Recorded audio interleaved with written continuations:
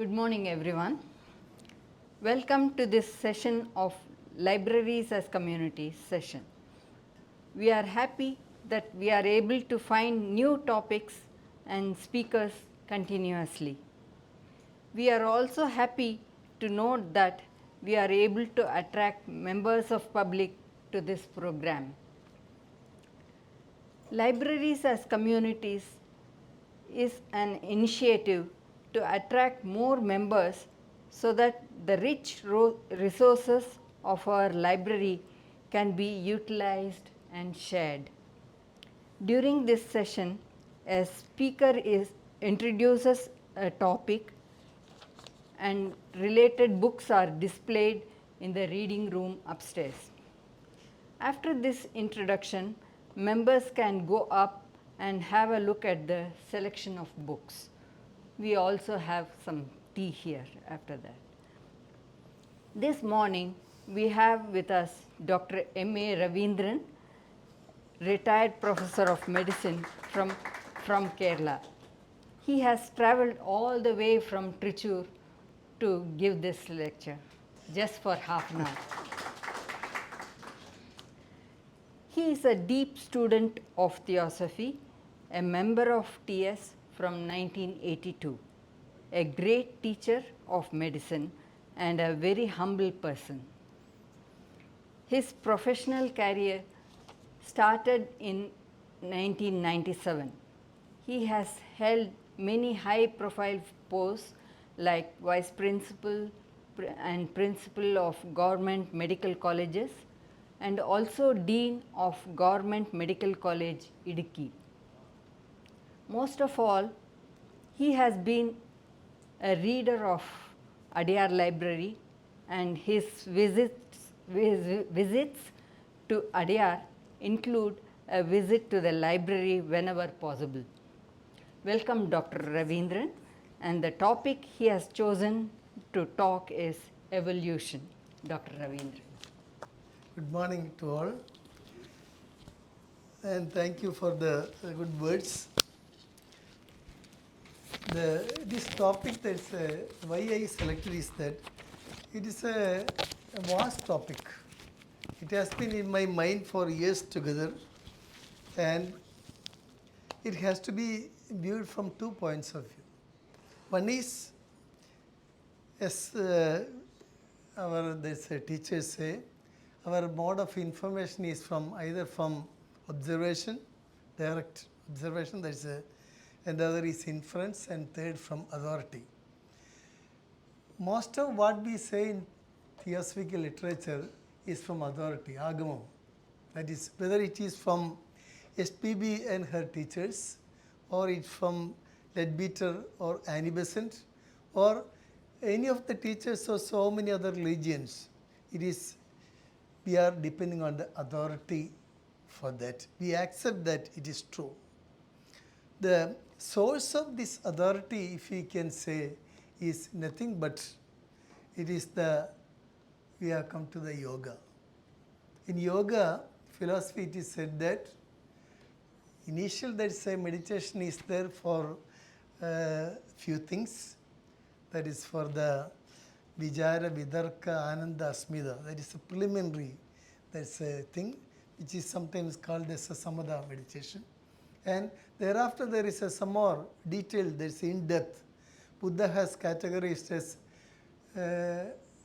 meditation on all space, all time, and then interdependent origination, or something called Shunyada, or no perception or no perception. All these stages are the deep state which is described in Patanjali meditation as the Bija Samadhi and all. Once this has been achieved, those persons can direct their mind to anything. It is something called the Samyama, Dharana, Dhyana, Samadhi put together as one unit. It can be directed to any object or any particular subject or something, and everything concerned with that can be assimilated in his mind. That is something called the way of gathering knowledge And this has been accepted as an authority by all the religious people and other things. That is how we are depending on this literature. Whether it is HPB or Leadbeater, Annie Besant or anybody else, it doesn't matter, because we should know that we are accepting the authority of the speaker or something written. So all the Vedas, Puranas, Idihasas and everything is we are accepting because of this authority. And knowingly or unknowingly, we are accepting that, even if we say we are all scientific and all. So that is one part. Now, the other part is from the scientific point of view. It starts with the so-called waves. So, the scientific point of view, it starts with the fundamental, waves and energy. That is one part. And then how it is contained and forms the life part. Because we know that the life is something which is against the second thermodynamic equilibrium. That is, the second thermodynamic equilibrium says that everything from the complicated states break down into the small parts. That is a natural law called entropy. That's a, life is against that. It synthesizes carbohydrate from carbon dioxide and water by plants. Life is a movement against the natural flow of things. It synthesizes more and more complicated things. That is how the life moves. So it is against the so-called second thermodynamic equilibrium. So it has been said that sun contains not only light and heat, but also something called the positive entropy. That is the life aspect. And many, in our literature, some people call it prana. It has the synthesizing things. So these two extremes are there, and how life has reached up to this level is a big story, and from the molecules and all. So these two are the two ways of seeing evolution, and I think the subject is too vast. So that we cannot finish it in thing. I can just give an introduction only. The evolution starts from a movement. So we know that it has started from somewhere else, reached this stage, and finally it will merge in the same route. That is a usual thing. So, and we call it pralaya. That is in which everything is merged into the original things, and there was nothing in it. And a description that is in the Vedas, Rig Veda, the classical Nasadiya Sukta, gives it the poetical language. It is something, in English translation is this. Then even nothingness was not, nor existence. There was no air then, nor the heavens beyond it. What covered it? Where was it? In whose keeping? Was there then a cosmic water in depths unfathomed? Then there was neither death nor immortality, nor was there then the torch of night and day. The one breathes windlessly and self-sustaining. There was that one then, and there was no other. At first, there was only darkness wrapped in darkness. All this was only unillumined cosmic water. That one which came to be enclosed in nothing arose at last, born of power of heat. In the beginning, desire descended on it. That was the prime seed, born of the mind. Sages who have searched their hearts with wisdom know that which is kin to that which is not. And they have stretched their cord across the void and know what was above and what below. Seminal powers made fertile mighty forces. Below was strength and over it was impulse. But after all, who knows and who can say whence it all came and how creation happened? The Devas themselves are later than the creation. So who knows truly when it has arisen? Whence all creation had its origin, he, whether he fashioned it or whether he did not, he who surveys it all from the highest heaven, he knows, or maybe even he does not know. So that is the beauty of the language in which it is. That means there is nothing which can be said about it, thought about it, think about it and everything. But still we give them a definition because it is beyond mind, words, thought, everything. So that is one of the problem which we have. We want to define it even though we don't know anything about it. But some, so there's yogis, they practically have done it. For example, Dattatreya Maharshi, he has described it, whether there was a form or no form, we don't know. So it can be both. Double negative it is described, that is one state. And evolution starts from a movement from that state. So that movement, where does it came, that's nobody knows, but our philosophy says that from that particular state, there is something outside which is considered as the so-called space or matter. And an impulse from the particular thing, it came to the matter and started the whole things together. And the initial primordial thing, impulse, that is which came, that it is described as the Devi Prakriti, or in theosophy it is the Fohat. It is a power which appears to come from the absolute and impresses on the so-called Mula Prakriti or the matter, which gives it the so-called blueprint for the further evolution. That is one theory. And now the one of the problem is that the primordial, the symbols, it cannot be traced at all by any man, because it is said that long cycles has gone out, and it is the our Brahma this year is 52 years old, and this is the 28th Kali Yuga. So in between, so much that's a repetition has gone on, and what we see as the matter is the matter already been utilized in some Brahmanda or something, or solar system, and then it is reused by the officers at present. So the primordial impulse, nobody can say anything. But it is said that it is the Devi Prakriti, that is another word used in Bhagavad Gita. And Krishna says, they say, I have my lower 8 Prakritis, that is the Panchabhudam, that is Prithvi, Tejas, Vayu, Agasham, and also Mano, Buddhi, Ahankara.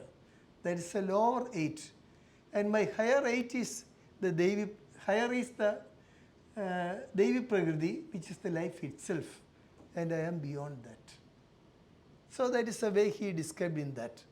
Now, evolution starts with the Prakriti, which has already been given the so-called blueprint.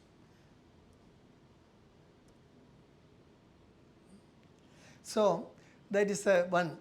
And now, when the so-called potential logos or the thing manifests, it produces a big problem, because one, nobody knows that whether it had a form or no form, whether it was all conscious, self-conscious or not, nobody knows. Whether it has got the so-called all knowledge, all powers and everything. And that particular state, to the manifested word it comes, there is a perplexing situation which has been very beautifully described by Dr. Henry Platt. He was a theosophist, American theosophist, in 1891 July theosophist. I shall read that. It is a beautiful. But the potential is resuming its activity introduces a perplexing series of apparent contradictions. For in becoming actual, the hitherto potential is held to pass into an unreal existence. From sharing the absoluteness, the absolute unity of the absolute, from being one with there, the ever becoming is relegated to a multiple condition of relativity. Its absolute existence, likened to non-existence, is changed into an illusory being plunged in an elusive surroundings. Its absolute consciousness, equal to unconsciousness, is transferred into a consciousness of illusions which it conceives to be realities.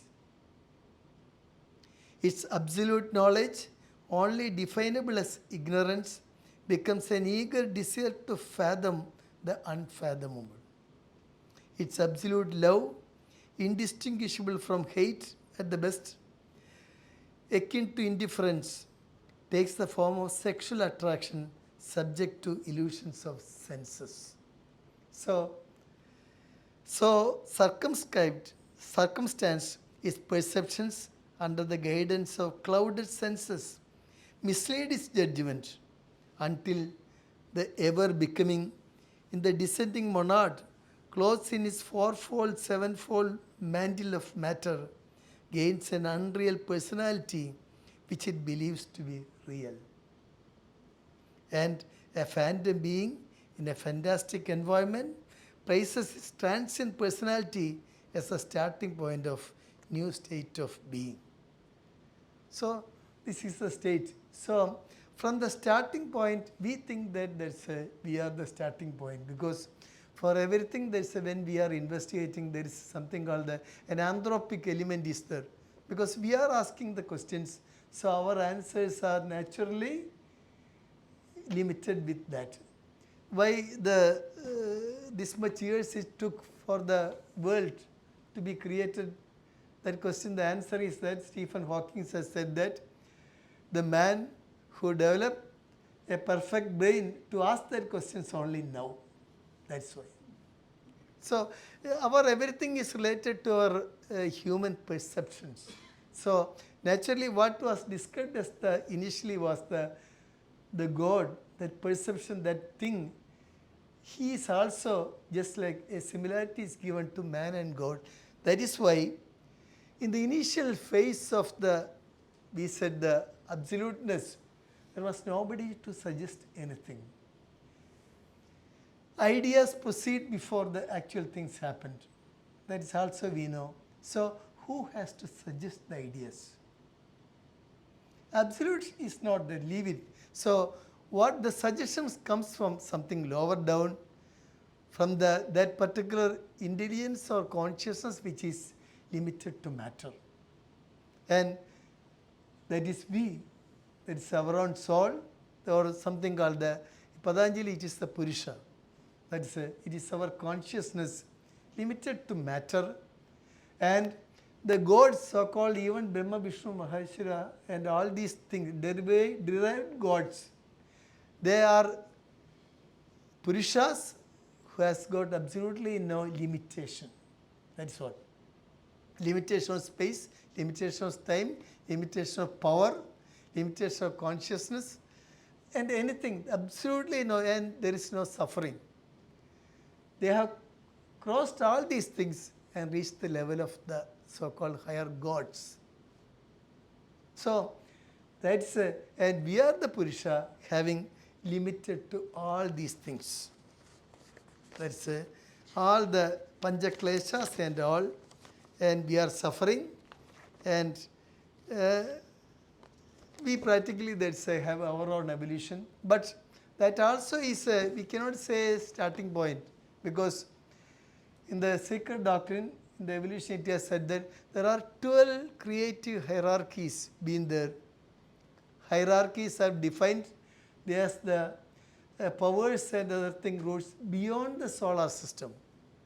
So we are not limited to the solar system. There are powers and energies which come even beyond. We don't know the limit.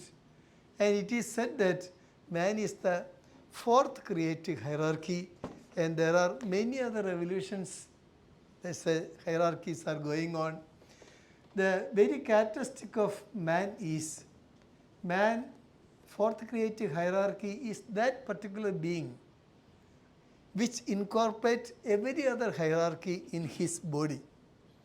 He can incorporate everything in his body, and practically we exist in our, there is a body as well as our mind, our consciousness exists, all the 12 creative hierarchies, of which the 5 has practically gone, and the 5th hierarchy is our, the so-called persons who are the given us the higher mind. They are the masters of mind. So they have given us the higher mind, manas, so that we are acting as man, who practically links the highest and the lowest matter through mind. So that is how we are a man, and it is the higher mind in the causal body. It has been provided us by our teachers. That is the Manasa Putras of Brahma. That is how we are. And our whole body is, and other thing is given by us by the 6th creative hierarchy, given all the lower bodies. And the physical, that's a matter, is provided by the 7th hierarchy, that is the matter. So we cannot say that we started from the solar system. No, even beyond. So it is said that when the ideas are there, there is a suggesting something, there should be a source, and that is how it is said that the souls or that thing is many. Purushas are many. Patanjali says that there is a very Purusha, that is a infinite. So that is why in many books we can see man, God and universe. God is one, but Purushas, there is a man, many. He has got, everybody has got his own mind to give ideas. But one thing to remember is that everything is interconnected. Our ideas are not coming from our own, but it is from the whole universe itself.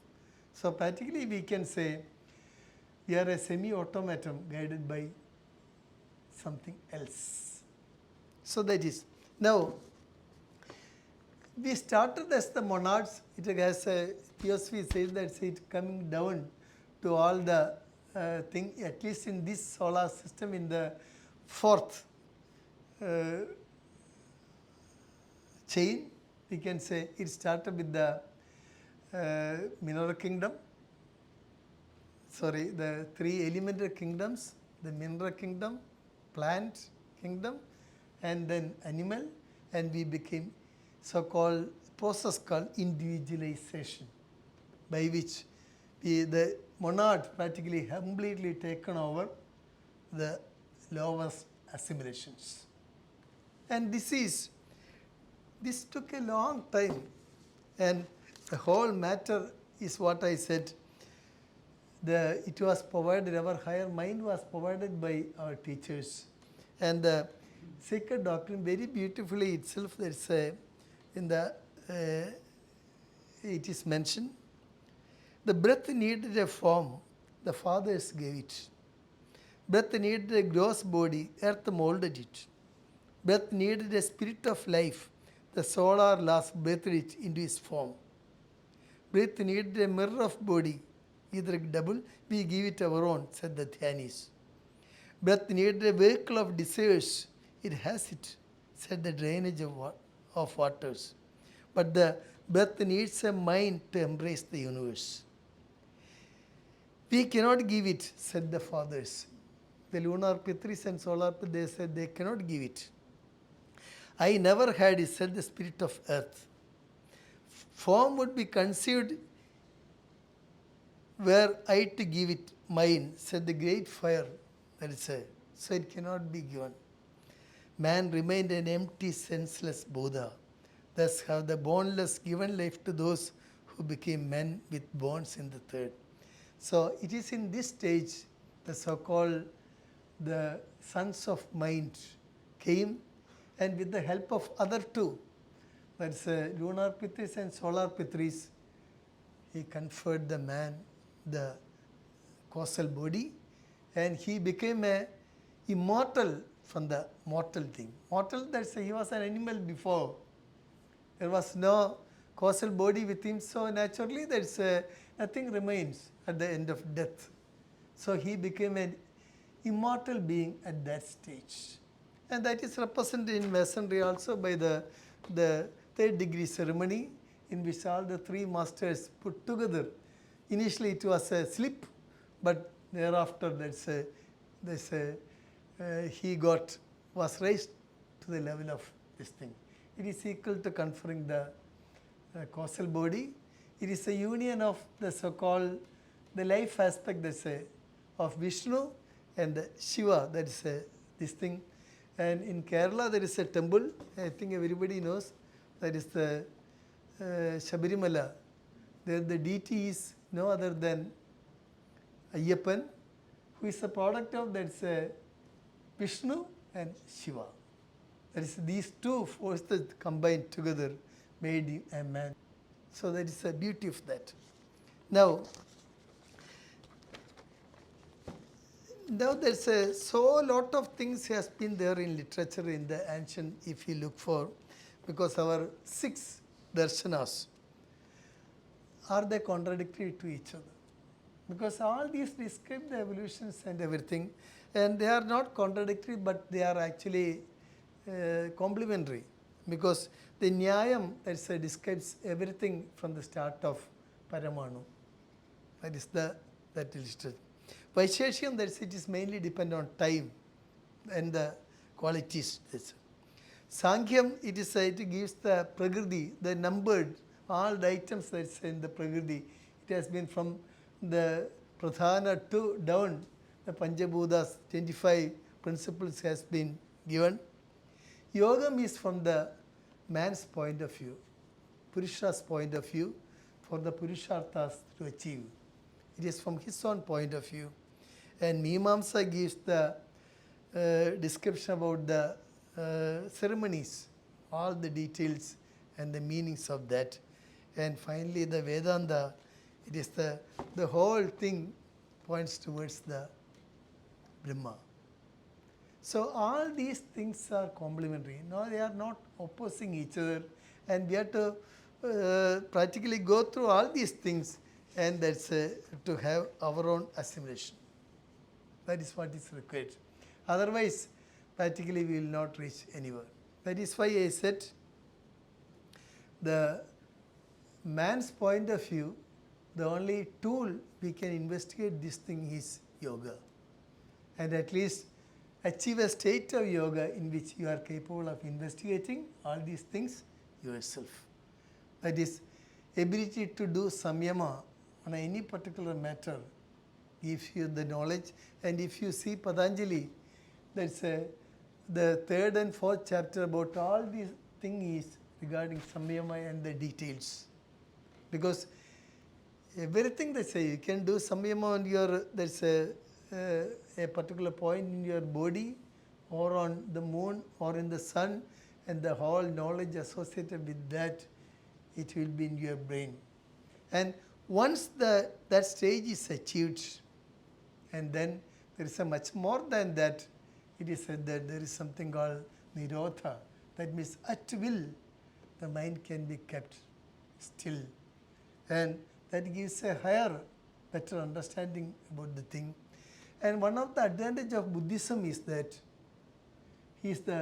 he has done all these meditations, and finally he has described what he has found. It has got a more authority than any of these things. So that is one. So that is why SPB and our teachers, they say they are all Buddhists. And then where are all these things stored? Because that when it comes the bigger mystery of our memory. Matter has got a capability of storing or recording memory, everything what it has found out. And all our things are stored that's in different forms in the memory, and the memory as far as man is concerned, the whole thing is stored in the so-called consciousness. Our consciousness is the finest matter, that is the subtlest matter, that is the subtlest part of the sattvic matter, which reflects the so-called real consciousness, unconsciousness. And in that, when it reflects that, it thinks that I am that.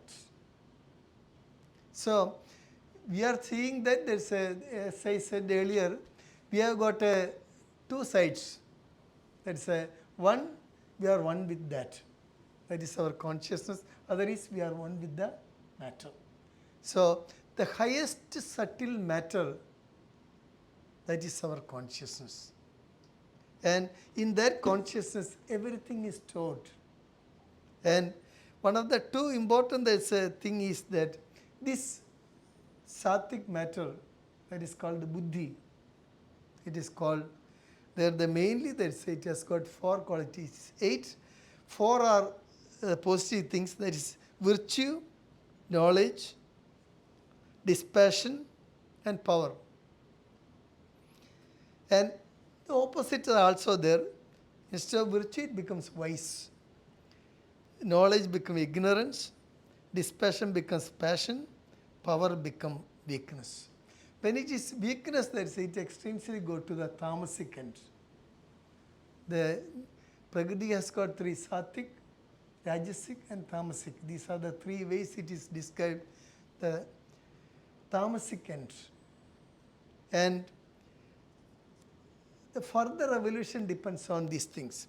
They say if virtue is more, you are born in a better situation, a higher one. But if it is wise, you go down in the evolution. Knowledge, it gives release. Otherwise, it gives, ignorance gives bondage. Dispassion, it frees from all the evolutions in the earth, recurrent births and deaths and all. Yes, you are free from that, but you should not be limited to that, because if you are limited thinking that the Prakriti with all the dispassion, this thing is the reality, you go to the another stage which is just short of the realization of the spirit. It becomes that. And weakness and powers, these powers are what I said, the so-called Ashtaishwaryangal, or called the 8 powers of yoga. Anima, Lakhima, all these things. It is by these powers that people can evaluate the reality of the existence or what is shown in our so-called authoritative text. So this is one aspect, and we cannot go into details of all these things. One is for want of time, and the other is the details are unlimited. There is no end to that. So we will go from the other point of view. The scientific point of view, they say, if we can say, this is the life can be described as a harmony between the outward resonance of energy and inward gravitational pressure of space. See, that is the two things. Outward going energy is the force, and it becomes, space is considered as a circle or the globe. It has got a gravitational pressure to contain it. When it becomes that, it becomes, what happens is that it becomes a curve. That is a so-called Fibonacci curve, which has got a particular way of looking at it. And then and the Pythagorean doctrines on numerical harmony of cosmos and the Plato's cosmology, all is based on these concepts, because these equations were known even to them. Now, coming to the individual molecules. So, what is a particular matter point? Photons, what is it? It is a bottle depth energy. That means a vibration that serves a sinus wave when bottled inside a curve. a circle, it becomes matter, because it is the vibration that is going for, or we can say it is a standing curve. That is a way we can say. So that is so two fundamental things. There is a water and carbon. Carbon is the basis of the life in earth. These two things has got a particular peculiarity, that is said they can have a capability of there's a modifying into forms, and it mainly it is the so-called, one is the pentagon and the other is icosahedron. That is, icosahedron is with water. It has been in the Platonic solid, it represents water. That's a, and pentagon is practically the root of 5 is the base of the so-called Fibonacci's curve. We'll come to that. Now, even the DNA, that is what we say about the evolution, that comes the first. The first question is asked is that whether man has come from ape. That is the immediate question. But you have to understand that there is no much meaning for that question, because Charles Darwin never said that it is so. The thing is, the evolution, that's that Darwinian thing, it means that it took over years, took millions of years, and that a hereditary transmission has to be there from one to other. That means if you have got an experience or something that's after you have produced all your progeny, then it has nothing to do with that. So over the years, through the gametes, it has to be transmitted. And then what happens is that when you, over the years, when you take your forefathers and other thing are not there, it has gone extinct. So it can never be investigated. The only thing is, in between life, that is fossils. They are one of the proofs that say that it is a thing. It means only this thing. We have got an ancestor, common ancestor was there. From there, life has given into different streams due to different reasons. That can be accepted. And even now, that's if you are looking at your ancestors, you are depending on the DNA. DNA screening is the thing that's which is now being done. That's a very sure route. And now there are scientific institutions that's which has traced the things. Our ancestry is traced to Africa. That's the initial thing. There's there, and we have gone through such and streams, and you can pay money and you can get your this thing. They have done the work. So this thing also, it has got a particular this thing based on the pentagon, hexagon, this symmetry. And the other important thing is that is really the waveform. The waves has got, when summated, that's inside, it has got a way of summation and negation is there. So it gives either resonance or cancelling, that is the damping. These things are there. And then these two gives certain a particular format or impulse to the molecules to arrange itself.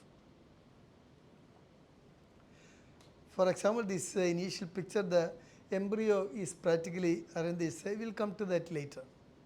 See, this is the Fibonacci, the lower diagrams. The Fibonacci, that's this curve, that's this particular thing, is the result of a curve, that's a regular curve, and then in the y-axis there is the so-called the Fibonacci curve. When these two are this thing summated, Fibonacci has got a curve, has got a peculiarity of damping effect. That black shaded area are the damped area, because when a cell or matter is there, it will not go beyond that. It gives you the things to stop. When there is a summation is there, it moves. So that is the principle. So when our body embryo also has got the same, let's say, look, because at certain stage it will not go, because this thing gives it an impulse. So you might have heard about the morphogenetic fields by another person who has given a talk here also. I had attended that. So yes, so it means that there are things in nature which gives certain, it provides, there's a grids where something can be arranged.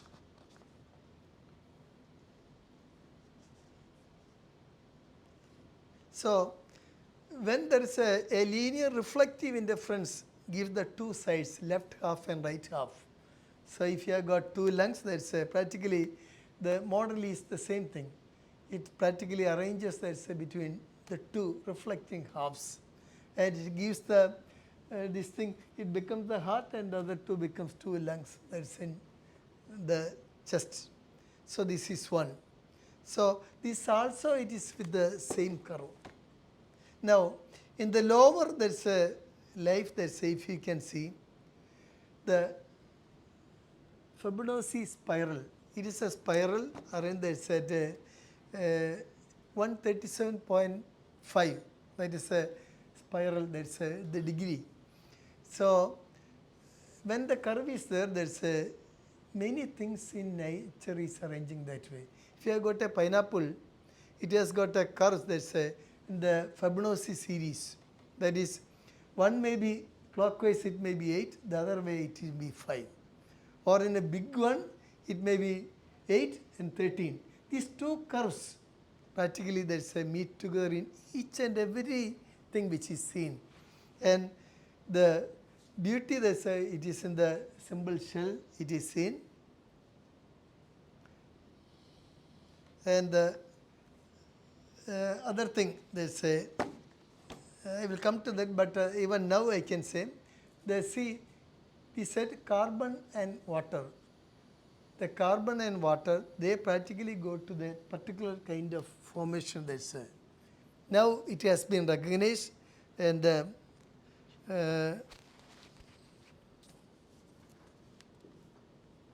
now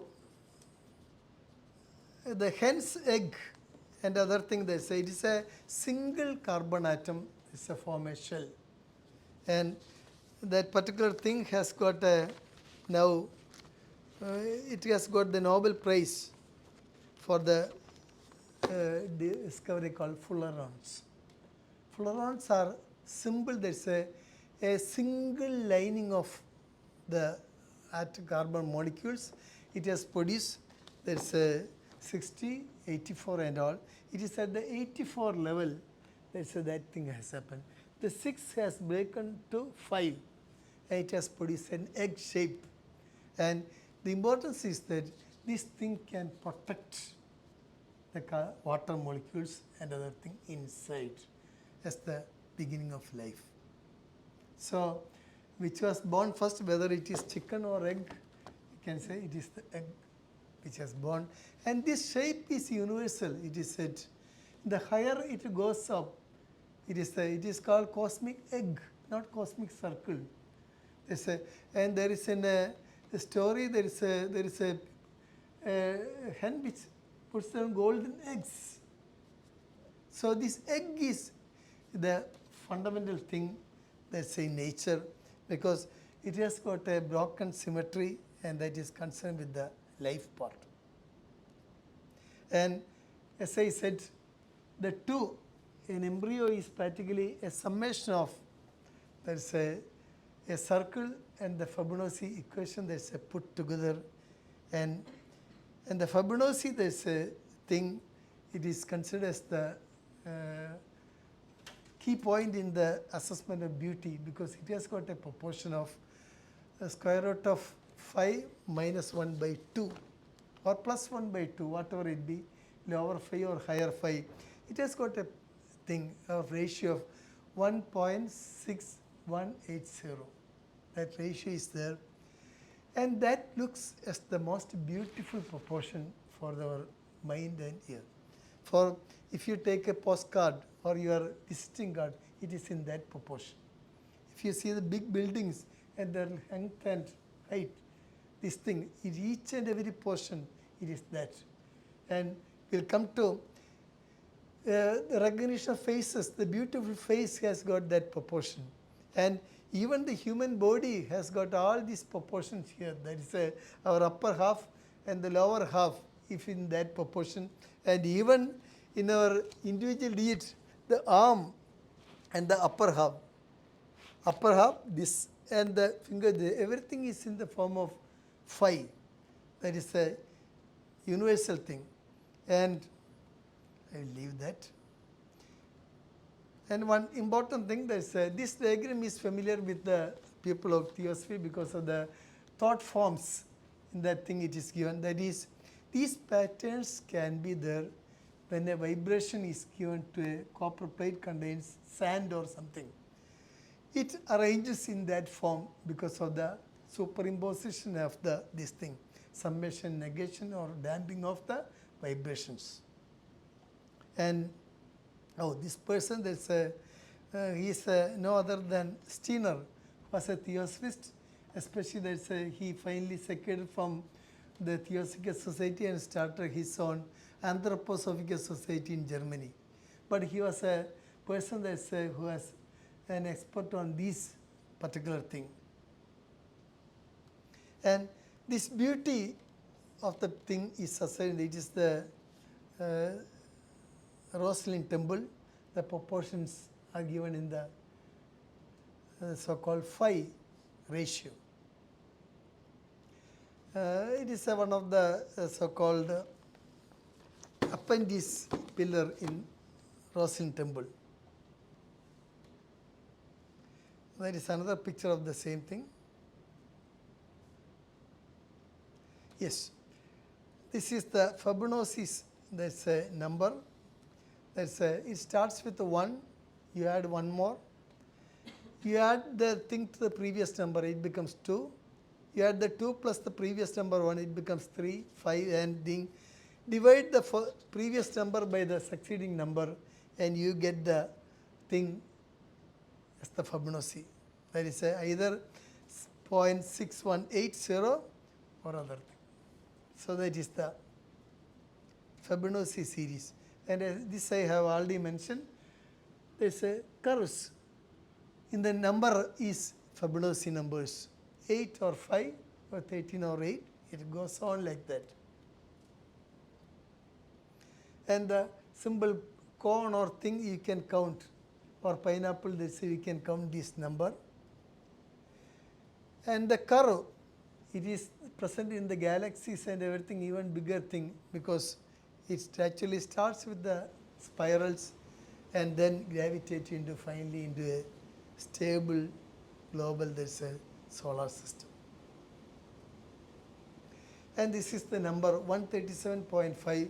And in that, the funny thing is that in plants also, there is something called the arrangement. When you look from top, it can be either clockwise or anti-clockwise. The arranging of leaves. One leaf after 37 degree, next. It can be clockwise or anti-clockwise, and accordingly, she has been there. In these are all, that's a thing. In Kerala, one of the research papers was this. There is something called right-handed coconut tree and left-handed coconut trees because of these spirals. It may have something to do with we don't know exactly, but the north hemisphere, the rotation is more on this way. From east to west, there's a power flow there, so it becomes clockwise. The other becomes anti-clockwise. And there's the Valambiri Shangu, which is a rare thing when compared to other. So spirals, these are also in nature. And this thing is a double Fibonacci spiral gives this particular thing. And even our teeth, after one teeth to the next, it is in that particular ratio. So looking at the thing, they say how beautiful it is. A beautiful teeth has got that particular spirals. We can appreciate that by one look. That is the beauty of that. Because it is ingrained in our brain. Our body proportions are in the form of thing, upper segment versus lower segment. That's it's the midline, it's the, so it is in the phi.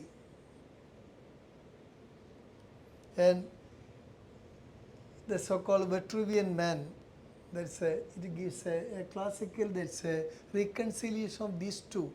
One is the circle, the other is, there's a circle gives the pi, the other is phi.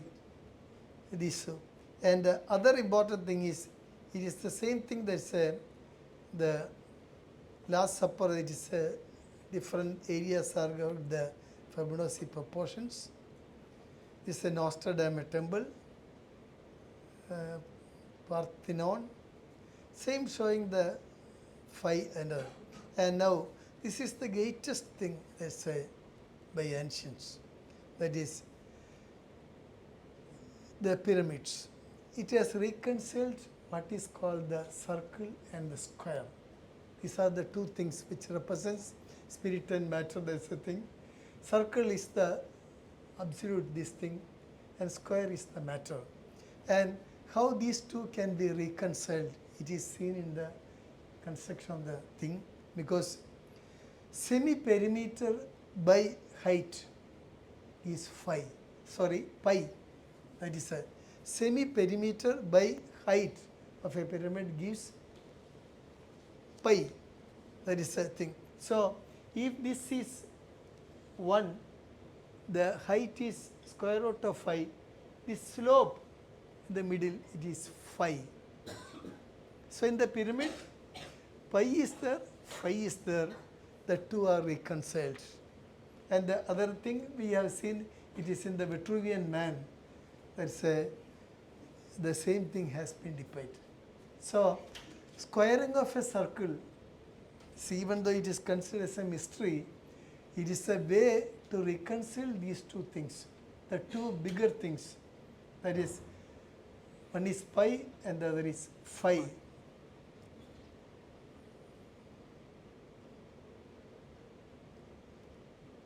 Now, any variation that's now life that's contained, there's so a lot of things, I don't know. I will tell this almost getting time. So that means the molecules and other things arranged in the fractal way. The fractals are, there's a different things. So in a small space, the molecules can bend and arrange that way. And in the same space in our intestine, that's a small area folding of the thing, there's it can occupy more brush border and absorbing border, it is possible. And in our lungs, in practically no volume, the maximum area can be arranged. The Mengel's, there's a sponge like thing, our lungs. It is by these, there's a things our body is made. It is much more complicated, and particularly we will not be in a state to go this thing, and particularly we will stop for the time being. I can say something that's if it is I think in half a minute or so.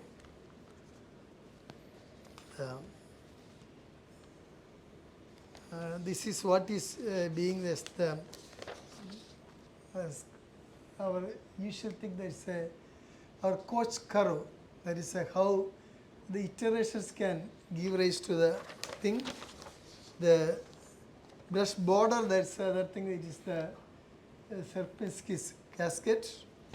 And our other model for the lung, that is the so-called Mengel's sponge. From this particular sponge, the center piece can be removed by 1. It becomes reduced by 8 by 9. That's it is reduced, and when it becomes infinite, it gives. The beauty is that these things can be, coded in genes. That is how everybody is having their own intestine, lungs and everything. It is gene. Genes can practically encode these mathematical concepts called the so-called fractals. And when it becomes dynamic, it becomes chaos. That is the other big invention. I think that's we can go only up to this because it is already time.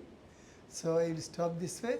The other aspect that's chaos, fractals and our self-organization matter, this can be in another time if possible. Thank you.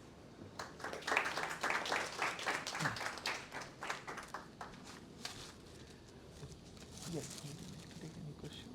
Yeah, no problem. Any questions from anyone? We can take a couple of questions before we. Anybody has any questions? Yes, sir. I have a lot of questions. A lot of. Yeah, only one. See, you actually combine two, basically the classical physics and the quantum physics on the Western philosophy.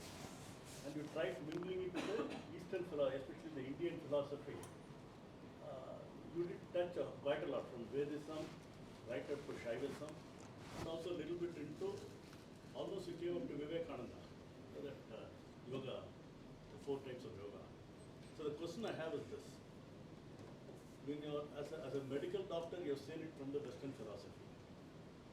From the Eastern philosophy, it is slightly different because Western philosophy is rule-based and Eastern philosophy is not rule-based.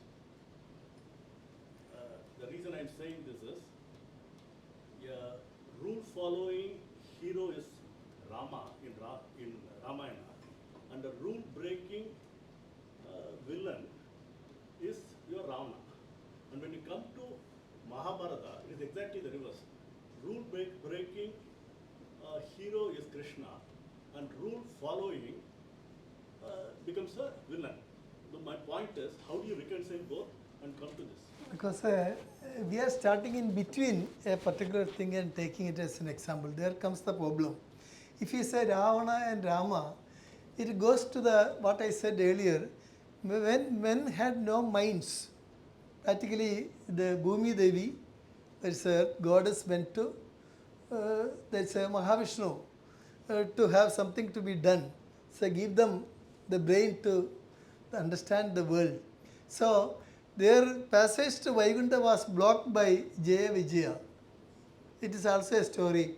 And then finally what happened was that Jaya Vijaya was asked to come to earth, take thousands, there's a manantiras of life and then provide what is required. But they said they will finish it in 3 lives. And it is said that the first life they took as Hiranyakashipu and Hiranyaksha. And second is Ravana and Kumbhakarna. And third is Shishupala and Dandavakra. Kansa. So they were known each other from the very beginning, and what they followed was, it is not against the rule, but it is another rule. It is a judicial opposition. That means the best way to provide mind is to provide the so-called the evil side or the selfishness. So Ravana and Kumbhakarna and all these people, they said they were intensely selfish. Thing was stimulated in man, so that they could quickly develop their mind level. So can I just tell it this way? Facts are everybody's truth. Fiction is nobody's truth.